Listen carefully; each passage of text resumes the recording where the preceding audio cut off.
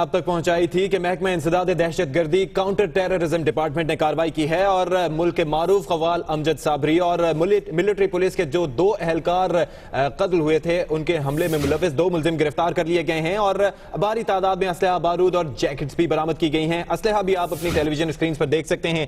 Taha Obeidi ہمارے ساتھ موجود ہیں، تفصیل دیں گے۔ جی ہاں، طاہا بتائے گا کہ کتنی بڑی تعداد میں اسلحہ برآمد کیا گیا ہے؟ جی بالکل، اب اسلحہ نمائش کے لیے لگا دیا گیا ہے۔ اب سے کچھ دیر بعد وزیر اعلیٰ سندھ سید مراد علی آئی جی سندھ اس حوالے سے بریفنگ دیں گے۔ نمائش کے لیے تمام تر اسلحہ لگا دیا گیا ہے۔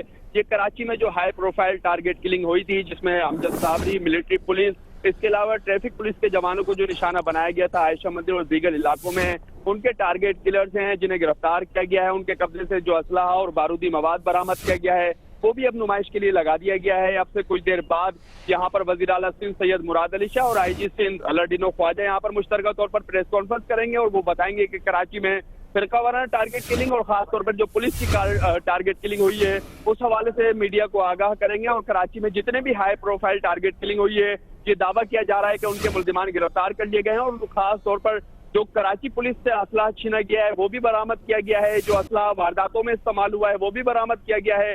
اس کے علاوہ دیگر بارودی مواد اور جو کیچرز ہیں، خاص طور پر بتایا گیا ہے جو کیچرز ہیں جو جن کے خول موقع پر پولیس کو نہیں ملتے تھے وہ کیچرز بھی بڑی مقدار میں برآمد کیے گئے ہیں۔ جی آپ ہمارے ساتھ ہی موجود رہیے گا طاہا عبیدی، اور ہم اپنے ناظرین کو تمام تر صورتحال سے آگاہ کریں۔ بہت اہم کامیابی حاصل کی ہے محکمہ انسداد دہشت گردی نے اور ملک کے معروف قوال امجد صابری جنہیں 22 جون کو اس وقت جبکہ وہ ایک پروگرام کی ریکارڈنگ کے سلسلے میں جا رہے تھے ماہ رمضان میں انہیں قتل کر دیا گیا تھا لیاقت آباد کے علاقے میں، اور ان کے قتل پر ہم نے یہ دیکھا کہ ہر آنکھ اشکبار تھی۔ اور اس کے بعد سے چونکہ ہائی پروفائل مرڈر تھا تو پولیس کی جانب سے جو قانون نافذ کرنے والے ادارے ہیں ان کی جانب سے یہ کوششیں کی جا رہی تھی کہ کسی طریقے سے ان قاتلوں کو بر وقت پکڑا جا سکے۔ اس کے ساتھ ساتھ دسمبر 2015 میں ہم نے دیکھا تھا کہ ملٹری پولیس کے یہ 2 اہلکار تھے جن کو تبت سینٹر کے قریب فائرنگ کا نشانہ بنایا گیا تھا دہشت گردوں کی جانب سے۔ اس میں سے یہ اہلکار اپنی زندگی کی بازی ہار گئے تھے۔ اب سچویشن یہ ہے کہ ان میں ملوث جو ہے ان کے اوپر حملوں میں ملوث ملزمان کو گرفتار کر کے